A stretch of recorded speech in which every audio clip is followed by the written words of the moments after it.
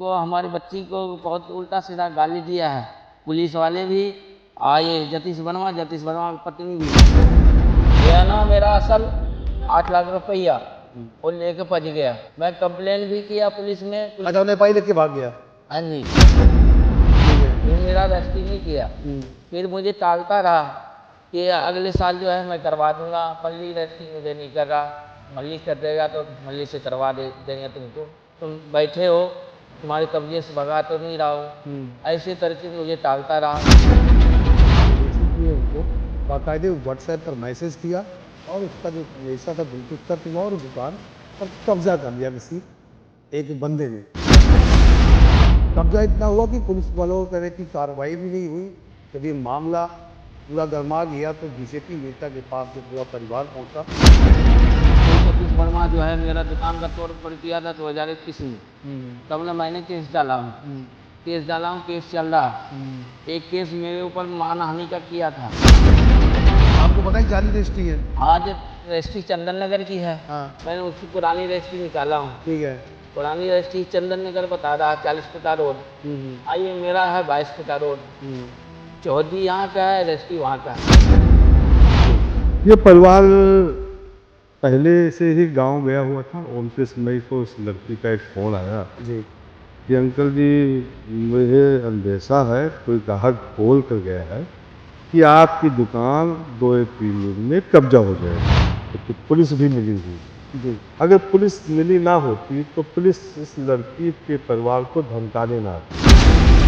क्योंकि सारा कब्जा इनके पास था। इन्होंने सीधा बोला कि अगर इन्हें इंसाफ नहीं मिलेगा तो पूरा जो परिवार है वो परिवार खुदकुशी कर लेगा और उसका जिम्मेदार प्रशासन होगा। जिस प्रवासी व्यक्ति का मकान कब्जा हुआ है, जिन्होंने आरोप लगाया कि उनका मकान था पर किसी ने कब्जा कर लिया और पुलिस को कंप्लेंट करने के बावजूद भी जब कार्रवाई नहीं हुई तो उनको बीजेपी के नेताओं का दामन थामना पड़ा। मातो साहब, क्या है पूरा मामला? ब्रीफ में बता दो, क्या है पूरा मामला? किससे आपने मकान लिया था और कब्जा किसने किया जो आप आरोप लगा रहे हो? मैंने मकान लिए थे। दुकान थी। दिल बहादुर से लिए थे, नेपाल का था जी। कागज पत्तर आपके पास सारे हैं? कागज पत्र बयाना है मेरे पास। ठीक है। और मजिस्ट्रेट से साइन भी करवाया था, रजिस्ट्री करवाने के लिए नहीं गया था तो जी। मजिस्ट्रेट का साइन भी है जी। 2005 से मैं उसमें रह रहा हूँ। ठीक है। उसके बाद 2018 तक मैं किराया भरा हूँ। ठीक है। किसको दे रहे थे किराया? दिल बहादुर को। ठीक है। दिल बहादुर पत्नी बिंदु देवी। ठीक है। उनको दे रहे थे। उसके बाद जो है उनसे बयाना करवाए 22.5 लाख की। उसमें हमने 1.5 लाख पहले बयाना किए थे। 8 लाख रुपए बयाना का तौर पर 4 फरवरी को दिए थे। बयाना मेरा असल 8 लाख रुपया वो लेके भज गया। मैं कंप्लेन भी किया पुलिस में। अच्छा, नेपाली लेके भाग गया? हाँ जी। ठीक है। फिर मेरा रजिस्ट्री नहीं किया। फिर मुझे टालता रहा कि अगले साल जो है मैं करवा दूंगा, मल्ली रजिस्ट्री मुझे नहीं कर रहा, मल्ली कर देगा तो मल्ली से करवा देंगे तुमको, तुम बैठे हो, तुम्हारे कब्जे से भगा तो नहीं रहा हूँ। ऐसे करके मुझे टालता रहा। 2020 आया, उसमें भी टाला। फिर लॉकडाउन लग गया, फिर भाग गया। वो बाहर रहता विदेश। उसके बाद जो है मैं पिंडी चला गया। उसके बाद जो है ये कह रहा जाली रजिस्ट्री करवा किसी और के नाम, जतीश वर्मा के नाम। वो जतीश वर्मा जो है मेरा दुकान का तोड़ फोड़ किया था 2021 में। तब ने मैंने केस डाला हूँ। केस चल रहा। एक केस मेरे ऊपर मानहानि का किया था, वो मैं जीत गया हूँ। उसके बाद मेरी लड़की की शादी थी 15 जून की, तो मैंने 15 दिन पहले चला गया था। लड़के बच्चे यहीं थे। 10 जून को मेरे लड़के बच्चे गए। इनको हमारी बच्ची को बहुत उल्टा सीधा गाली दिया है। पुलिस वाले भी आए, जतीश वर्मा की पत्नी भी बहुत उल्टा सीधा खरी खोटी सुनाया है। अभी जतीश वर्मा कौन है ये जतीश वर्मा यही मेरे दुकान के सामने है। मेरे दुकान का सामने बिजली उसने कब्जा कर लिया। उसने कब्जा तो कर लिया। नेपाली ने उसको बेचा था? नेपाली ने उससे कुछ पैसा लिया? नेपाली क्या लिया नहीं लिया मैं नहीं जानता। तो नेपाली उसको रजिस्ट्री करवा दी? उसकी जाली रजिस्ट्री है। आपको पता है कि जाली रजिस्ट्री है? हाँ, रजिस्ट्री चंदन नगर की है। हाँ। मैंने उसकी पुरानी रजिस्ट्री निकाला हूँ। ठीक है। पुरानी रजिस्ट्री चंदन नगर बता रहा 40 फुटा रोड। आइए मेरा है 22 फुटा रोड। चौधरी यहाँ का है, रजिस्ट्री वहाँ का है। हमें तो आप क्या मांग करते हो अभी? मेरी मकान, मैं 21 साल से उसमें रह रहा हूँ। मेरे मकान चाहिए, नहीं तो हम सारे बच्चे मिलके जो है फांसी लटक के मर जाएंगे, क्या नहीं, करेंगे नहीं, चलो इस जिंदगी तरह का आप मतलब आप इस तरह का कदम मत उठाना। क्या करेंगे सर? पुलिस बैठी, प्रशासन बैठी, हर गोविंद कोई तिवारी जी पुलिस, बैठे हैं, कोई पुलिस, आपको कोई पूरा प्रशासन आश्वासन नहीं, मिलेगा। कोई हम पुलिस आपसे ही विनती प्रशासन। है कि इस तरह के जो कदम कभी नहीं उठाना चाहिए। आज 7-8 साल से पुलिस प्रशासन का भागते भागते मैं थक गया हूँ, पैसे भी लग गया, बर्बाद भी हो गया हूँ, कोई नहीं सुनता, हम लोग तो सुनता ही नहीं कोई। बिल्कुल ये थे, मैं तो जिनके मकान पे कब्जा हुआ, एक बिजली का काम करने वाला व्यक्ति ने इनके मकान में जो दुकान उस पर कब्जा किया, क्योंकि पहले लिया हुआ था और रजिस्ट्री जो व्यक्ति था नेपाली उसने नहीं करवा, वो विदेश चला गया, लेकिन सारा कब्जा इनके पास था। इन्होंने सीधा बोला कि अगर इन्हें इंसाफ नहीं मिलेगा तो पूरा जो परिवार है वो परिवार खुदकुशी कर लेगा और उसका जिम्मेदार प्रशासन होगा। और इनका ये भी आरोप है कि जितना दुकान के अंदर सामान था उसका भी लूटपाट किया है। 10 लाख से ऊपर का 10 सामान लाख था से मेरा। ज़्यादा का सामान था, लूटपाट किया है। तो अब इनको ये उम्मीद है कि प्रशासन की ओर से कि इनको जो है इंसाफ मिले। अगर इंसाफ नहीं मिला तो ये गलत कदम उठाने में, लेकिन हमारी तरफ से यही अपील है कि गलत कदम उठाए। प्रशासन बैठा है, हरगोविंद तिवारी जी बैठे, बीजेपी लीडर बैठे हैं, तो आपको इंसाफ ज़रूर मिलेगा। कुछ दिन पहले की बात है कि एक प्रवासी जो फैमिली है अपना दुकान बंद करके अपने गांव जाता है और उसको ये डाउट होता है कि जो उसने दुकान परचेज किया है किसी नेपाली से और उसकी दुकान पर कब्जा हो जाएगा, अंदेशा हुआ और उसने सारा मामला लुधियाना पुलिस के जो एडीसीपी है उनको बाकायदे व्हाट्सएप पर मैसेज किया और उसका जो अंदेशा था बिल्कुल सत्य हुआ और दुकान पर कब्जा कर लिया किसी एक बंदे ने। कब्जा इतना हुआ कि पुलिस वालों को कह रहे कि कार्रवाई भी नहीं हुई। जब ये मामला पूरा गर्मा गया तो बीजेपी नेता के पास जो पूरा परिवार पहुंचा, उसके बाद हरगोविंद तिवारी जो बीजेपी नेता हैं लुधियाना के पुलिस कमिश्नर से मिले। पुलिस कमिश्नर ने इनको आश्वासन दिया कि कभी भी कोई व्यक्ति कब्जा नहीं कर सकता। उन्होंने तुरंत एक बड़े पुलिस अधिकारी की ड्यूटी लगाई कि इस मामले की पूरी जो है गंभीरता से जांच करके तुरंत उनकी जो वहाँ की रिपोर्ट दी जाए। तो इस वक्त मेरे साथ है हरगोविंद तिवारी जी, उनसे बात करेंगे आखिर ये पूरा मामला क्या है। तिवारी साहब, ये आखिर जो ये फैमिली थी आप तक पहुंची कैसे और क्या है पूरा मामला ये? देखिए, ऐसा कि मैं 2009 से लेकर 2012 और 16 तक प्रवासी बोर्ड में मैं मेंबर रहा।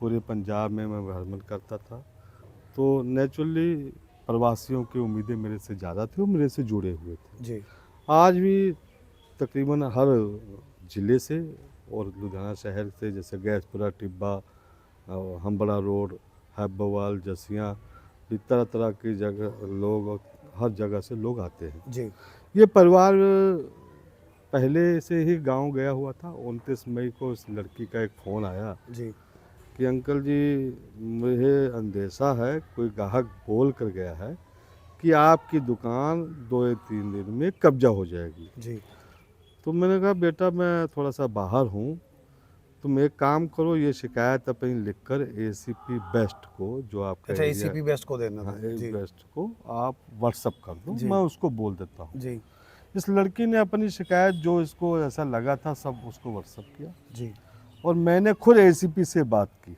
जी तो एसीपी साहब ने कहा कि मैं बीमार हूँ, हॉस्पिटल में हूँ। मैं कहा, ये आप मेरा फ़ोन सुन रहे हो, आपने तो फ़ोन ही घुमाना, आप थाना चौकी फ़ोन घुमा दो। और लड़की जात है, वो रात को जाएगी नहीं थाने में, उसका जाना उचित नहीं है, जी तो आप कार्रवाई करवा सकते हो।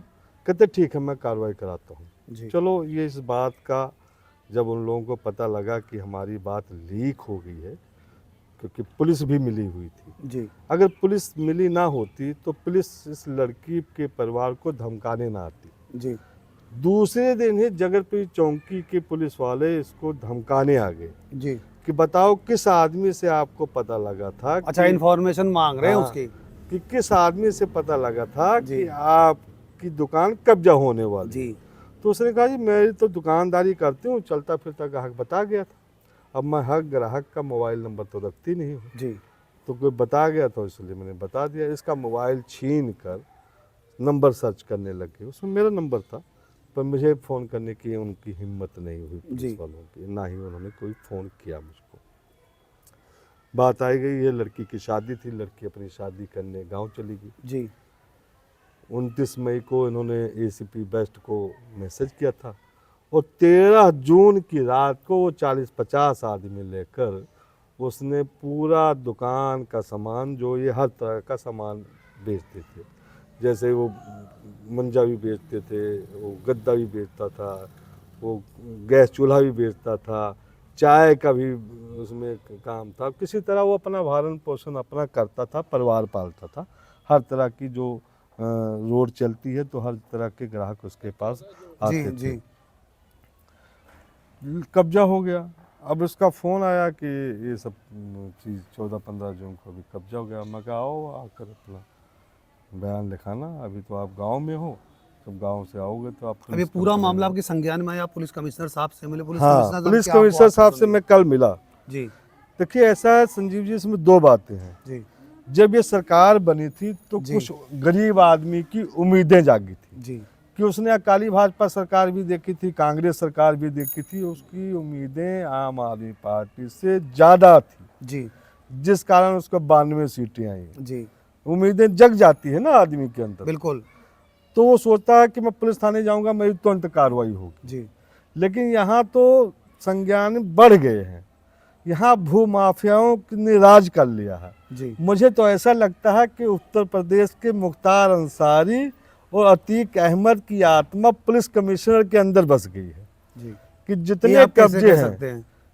जितने चलिए, कब्जे नहीं, हैं, कल ही मैंने दो नहीं, केस, पुलिस कमिश्नर बड़े स्वच्छ छवि के आदमी और बड़ा अरे अच्छा स्वच्छ काम कर छवि रहे से हैं। होते तो उनका नीचे वाला स्टाफ भी नहीं, उनके संज्ञान में रहा होगा ना। एसीपी कोई छोटी पोस्ट नहीं नहीं है। तिवारी साहब हो सकता है उनके संज्ञान में ना नहीं, मामला रहा बिल्कुल हो। संज्ञान में है। इस लड़की ने 50 फोन एसीपी कमिश्नर को किया है। ठीक है 50 फोन उसके मोबाइल लेकर आप देख लो, उसने 50 फोन किए हैं पुलिस कमिश्नर को, जी और एक टेलीफोन भी नहीं उठाया पुलिस कमिश्नर साहब ने। हम्म तो हम कैसे कह सकते हैं कि उसकी आत्मा इनके अंदर नहीं बस गई है? हम्म ये तो पुलिस, ये या तो मैंने सरकार जंगल राज लालू यादव का देखा था, हम्म। और या आज पंजाब सरकार में मुख्यमंत्री भगवंत मान का देख रहा हूँ कि नीचे से ऊपर तक हर जगह भ्रष्टाचार। नहीं लेकिन आम आदमी पार्टी तो कहते बड़ा अच्छा काम कर रही है। अरे अच्छा काम करते तो उस गरीब आदमी को न्याय दिला दे तो मैं भी एक वोट नहीं, डाल अब तो पुलिस दूंगा कमिश्नर भाजपा में साहब होते ने- हुए भी। अब तो पुलिस कमिश्नर ने आश्वासन दिया कि कार्रवाई करेंगे। आश्वासन तो जगतप्रीत चौकी भी दे रही है, हाँ आश्वासन तो एसीपी बेस्ट भी दे रहा था, जी कार्रवाई हुआ कुछ नहीं किया, हुआ नहीं।